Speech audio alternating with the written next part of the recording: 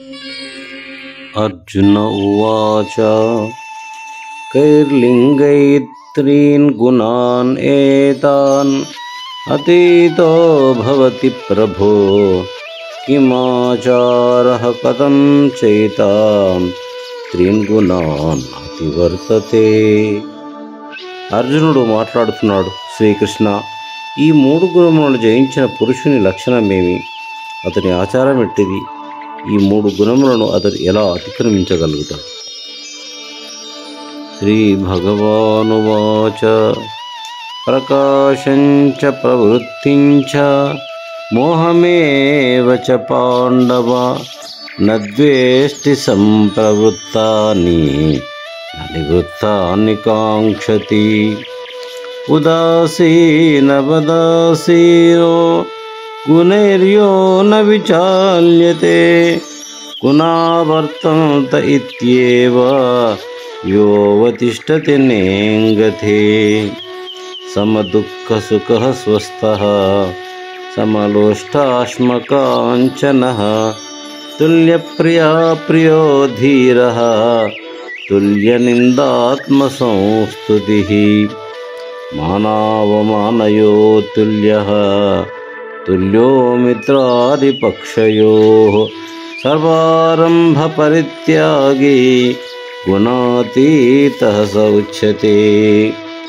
ఇది భగవానుడు పలుకుతున్నాడు, అర్జున, ఎవడు తనకు సంప్రాప్తమైన ప్రకాశమును గాని ప్రవృత్తిని గాని మోహమును గాని ద్వేషింపడో, అవి విడిచిపోయినను ఆశించడో, ఉదాసీనుడుగా ఉన్నవాడై గుణముల చేత చలింప చేయబడడో, గుణ చలనమును మాత్రం గ్రహించి చలించగా నిశ్చలుడై సుఖదుఖముల యందు సముడై ఆత్మయందే స్థిరుడై మట్టిగడ్డ రాయి బంగారములను సమముగా చూచును, ఇష్టానిష్టముల యందు సమత్వభావము కలిగి ధైర్యవంతుడై నిందాస్తుతుల యందు మానవమానముల యందు శత్రుమిత్రపక్షముల యందు తుల్యుడై కర్తృత్వ బుద్ధిని వదిలినవాడు గుణాతీతుడు అని చెప్పబడును.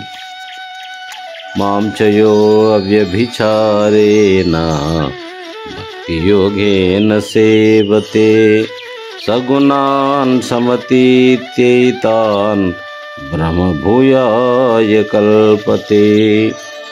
అర్జున, ఎవడు అకుంఠితమైన భక్తియోగం చేత నన్ను సేవించుతున్నాడో వాడు ఈ గుణత్రయమును అతిక్రమించి బ్రహ్మతత్వమును పొందుటకు అర్హుడగుచున్నాడు.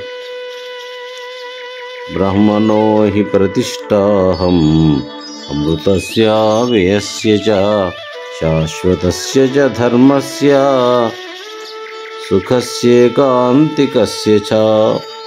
అమృత స్వరూపమును అవ్యయమును శాశ్వత ధర్మస్వరూపమునకు పూర్ణానంద స్వరూపమైన బ్రహ్మమునకు నేనే ఆశ్రయుడు కదా.